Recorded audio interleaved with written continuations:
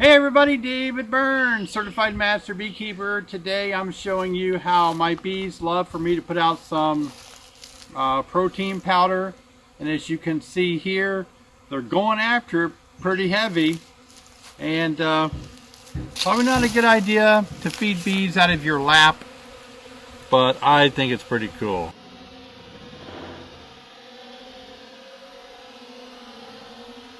Thanks for joining me for another beekeeping video today. It's kind of windy today, so I pulled my bee truck up here to block a little wind so I could make a video sitting at the infamous picnic table that has a new burn spot on it. Well, I did it again. A while back, I burnt the picnic table there, and today, wasn't paying attention and burned it again. What I do is I start my grill with one of these with a newspaper, and then I put the charcoal on top while I did it over here on the picnic table. So now you don't have to ask me in future videos what these black spots are. It's my mistakes, okay? Sorry.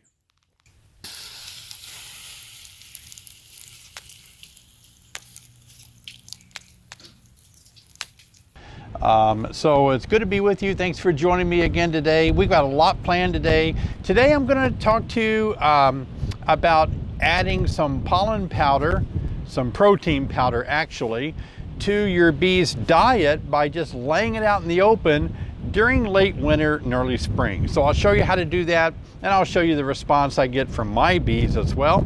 Also, I'm going to show you of an exciting thing that just arrived, and it is Starlink, Elon Musk's internet. He's putting satellites up in orbit, in low orbit around the Earth. And so I was privileged to be selected to be a beta tester for that internet service because people out in the country just can't get high-speed internet.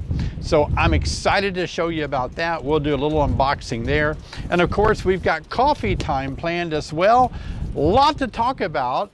And in coffee time, I'm going to tell you and share with you how not to succumb to fear. All right, so let's get started.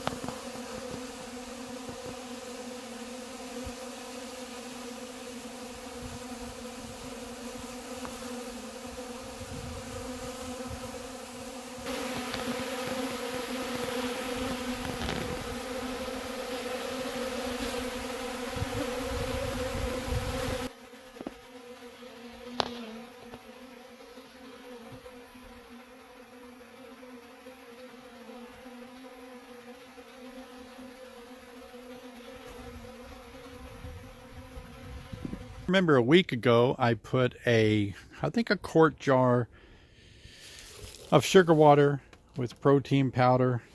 Oh, yeah, it was 7 days ago. Wow, look at that. It's gone. Wow. Look what just arrived today. I'm going to explain to you why this is a big hit for us on the bee farm. What's inside the box? Let's unbox it.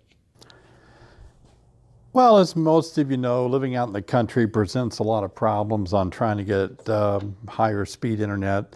And so over the years, we've really wrestled with that. And today we have been selected to be a beta tester for Elon Musk's new Starlink internet that he has by placing satellite orbiting around the Earth. And this is exciting for me because we've tried satellite service before and it has not worked out well for us by another company. I won't mention the name. It was really bad. So we quickly canceled that, and now we're back to trying this because the promise is that it is super fast. And I've really been pretty pumped about this. Once I got the email that I was selected to be a beta tester, I was so excited because I thought, wow, what's it going to be like getting internet from outer space? Look at that. Wow. Beautiful. It's a big, gigantic box. These are the instructions on how to set it up. And if you notice, it's my favorite kind of instructions. Pictures. Not a bunch of words in 19 languages. Pictures. Ooh, look at that. Fancy, fancy plastic container.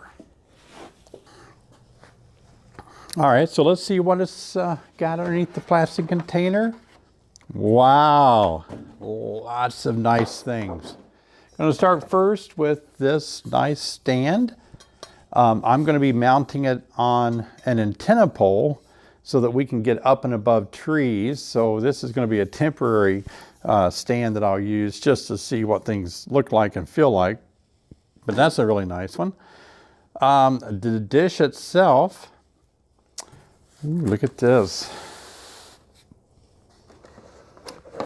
Oh yeah, here are the boxes and the devices. Everything is already hooked up, as you can notice. That's interesting. Everything is already connected where it's supposed to be. This must be the in-house router, looks like.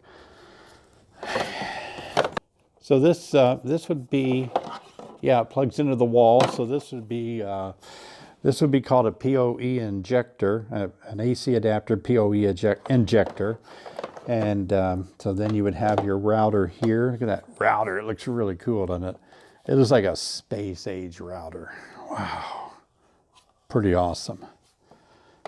And let's get the dish out and take a look at it. This is really nice. Oh, it's different than I thought it would be. Wow, it's heavier. I thought it was concave, but it's flat. Interesting. And hard. Okay, that's cool. Very interesting. Very solid. And this has a motor in it where it adjusts to where the satellites are. So we're anxious to get this out in the yard and just set it up temporarily. So looks like it's ready to roll right out of the box. And let's go outside and set it up. This is really cool and exciting. There it goes.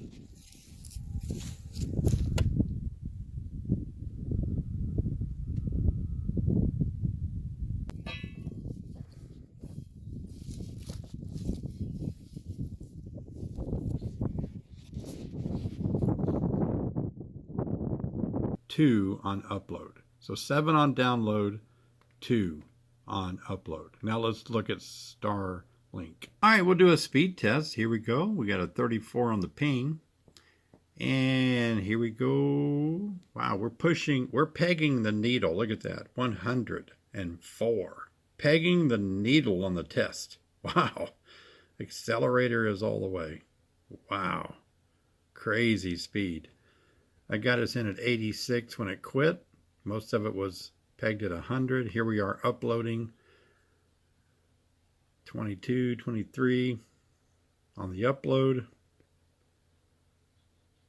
Sitting right at about 20. So there we go with the numbers.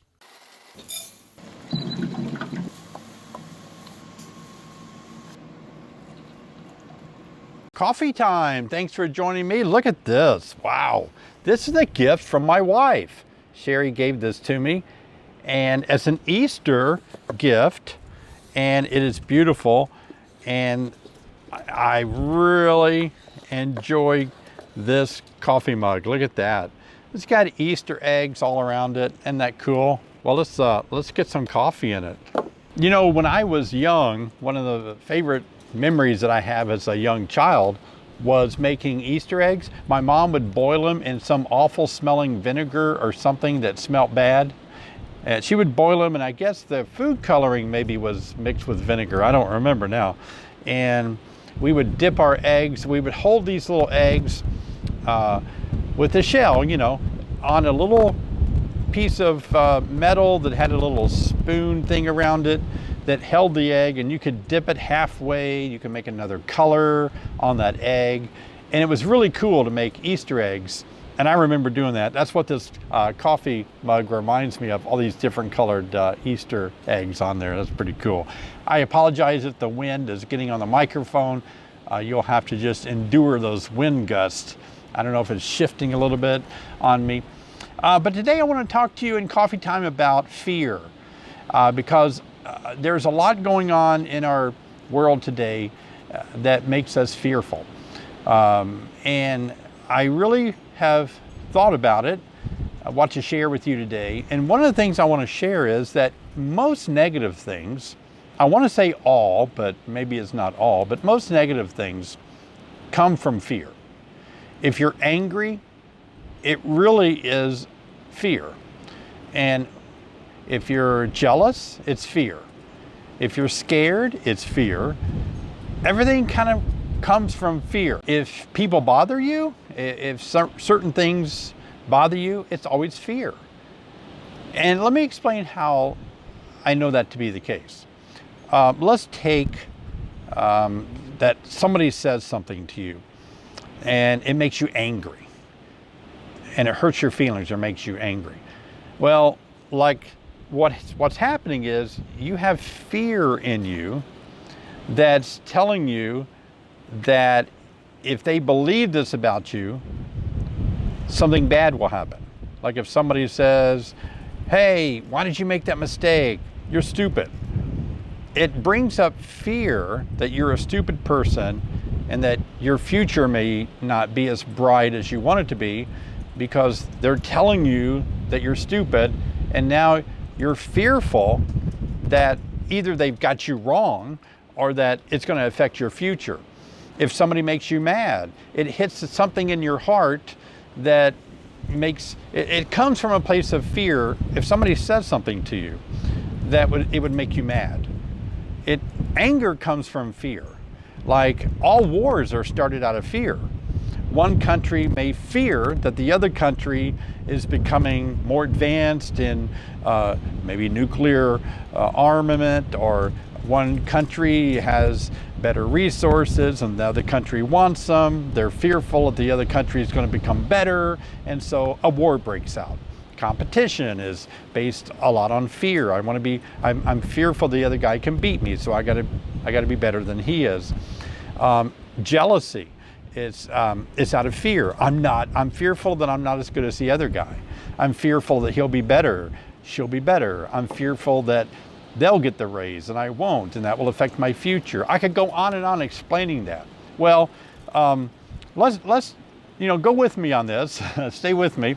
Let's say that fear is kind of the root of all negative thinking. So what you have to do is overcome fear.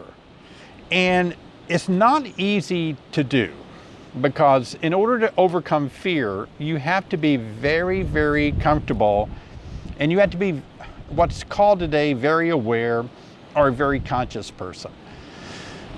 So for example, you can become fearful about something, or angry, or depressed. Depression is really rooted in fear.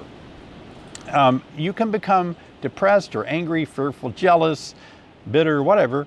And the reason that you have those feelings is because something happened.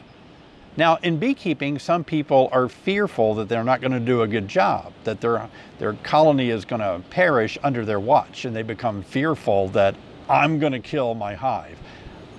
They become fearful that they're going to spend money and buy a hive and be trained and yet not know how to do it. And so fear can really grip a beekeeper because they don't want a pet such as a dog or a cat or a beehive to die. We're fearful they may perish. And so beekeeping should never be something that causes you to live in fear or anxiousness. It should be a relaxing hobby. I really have said this before, but there's no reason for us to get all bent out of shape and have a miserable life in trying to keep bees. All right? Bees are going to perish eventually because they're a living organism, so be okay with the thought that no matter what I do, all things done right, they still may perish, and it's going to be okay. It's not my fault. Sometimes I could have done something better, but I didn't do it. So don't let beekeeping take all the fun out of beekeeping. Enjoy beekeeping. Learn. It's okay. Colonies in the wild perish without anybody touching them. And so you're helping out, even though yours may perish under your watch, at least you were trying to help them and keep them in a nice place and feed them and so on. So, but don't let beekeeping, get you all anxious and fearful. So the best way I can describe getting out of fear is that when something happens that makes us jump into being angry or upset, that means there's something inside of us, deep within our soul, deep within our heart, that's a soft spot. We already know it's a sensitive area. We don't like it. And so anybody that gets close to saying something that threatens that area, fear makes us jump on them. Why'd you say that for? Why are you attacking me? Why are you calling me that? Why do you think I did that? Because we remember something that happened back in our childhood. We remember something that somebody said when we were younger, how we were treated, and it brings up something. And ultimately, to be a really strong person, we have to face our fears, and we have to not let the outward external circumstances touch those places in our heart, and we have to be less sensitive about those places in our heart. You know what those places are, and if you don't, what's really neat is if you can be a witness to yourself.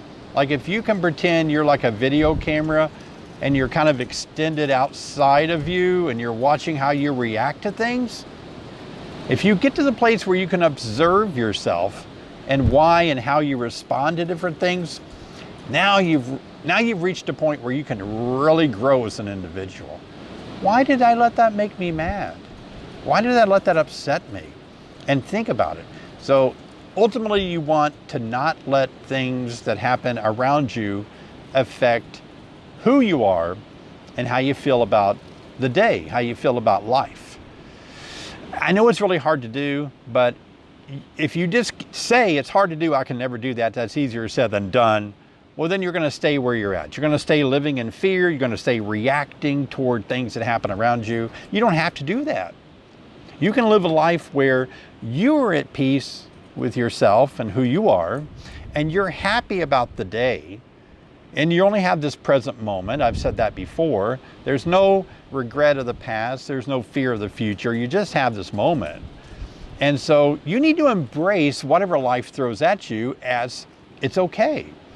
If you constantly try to control, maybe you're a controller, and if you constantly try to control and keep those things that bother you out of your life or under your toes, so to speak, if I just discipline myself and have a tighter schedule, stay away from these people, don't go into that store, don't purchase things from those people anymore because they make me mad. And if you live that way, you're not dealing with the struggles of your heart, you're only keeping them, but you're trying to control all the external things that trip your switch to make you fearful and angry and mad and depressed and bitter and all that. It's better to look at yourself and say, I don't have to let these things bother me. I'm going to be the same today. Like if somebody makes you mad or somebody says something that puts a lot of fear in you, the second before you encountered them, your life was okay, right? But when you encountered them, your present awareness left from this happy state of I'm okay, and you just went there in your mind to a negative thought about them and what they said, even though nothing really changed. You're still the same person, it's still the same day, and if you could put your day in reverse 1 minute, you would be completely happy. So the thing is to remember that, okay, when it happens, when they say something, when something happens that's really, really bad, I can remember this is who I am. I don't have to react to that. I don't have to be drawn away from being in my present moment and being content and live in fear. I can be okay with this, and I can let it touch me for a moment. It may shock me for a moment, but quickly I say, nah, you know, it's going to pass. It's going to be okay. So today I want to tell you that it's going to be okay. And I've got proof. Think about your life and things that happened to you a long time ago. And they brought a lot of fear in your life. They brought a lot of hardship in your life. You didn't think you were going to be able to make it through it. Well, you did. And you're better off and you're stronger. So just let these things happen and know that they're going to make you better and they're going to make you stronger. Okay? That's a good word today. So keep your chin up and try to find those spots in your heart that are very sensitive. Face those and don't let anybody trip those, because you're not going to be able to hide away on a mountaintop. You're not going to be able to control everything that happens around you. Bad stuff's going to happen, but you're going to have to find a way that you can still live a very peaceful and controlled you in the midst of hardship. All right, well, that's coffee time. Thanks for joining me. Be sure and check out our beekeeping book. Sherry and I wrote this right before the pandemic hit last year, and it got published last summer, not quite a year yet. And I'd love for you to buy a copy off our website. I'll provide a link below. We'll autograph it for you and send it right out. And so this will help you get started in beekeeping. If you're brand new to beekeeping, that's going to be a really good book for you to enjoy and do that. By all means, we make our living from you buying our online courses. That pays our bills and allows us to keep buying coffee and things like that. So if you want to sign up for one of our beekeeping online courses, I'll leave links below in the description where you can click on that, and you will benefit us, but most importantly, those classes will benefit you as a beekeeper to know more about getting your bees through the winter, how to get them into spring, how to make splits, how to make queens. There's so many good classes that I teach them all on video for you. So let me come into your home and be your personal mentor. Speaking of personal mentorship, Bee Team 6 is my way of mentoring a little over 200 people in beekeeping. You can call my personal cell phone anytime. You can email me or text me when you're in the hive, you don't know what to do next. Sign up for Bee Team 6. I've got a few spots open. Those are going to fill up fast now that spring is almost here. It's still winter, believe it or not, but now that spring is almost here, I won't have any spots open probably in the next month, so do that. We still have packages of bees for sale as of the filming and publishing of this video. We're getting more bees this year for you guys, so be sure and order some packages. Those do have to be picked up here in Fairmount, Illinois, which is not near St. Louis. That's another Fairmount, but we're located about 30 miles east of Champaign-Urbana in East Central Illinois. So before you order, make sure you know where in the world you're going to go and pick up our packages in late April. All right. Well, thanks for joining me, friends. As always, please subscribe, click on the bell so you'll be notified each time I make a new video. I'll see you next time.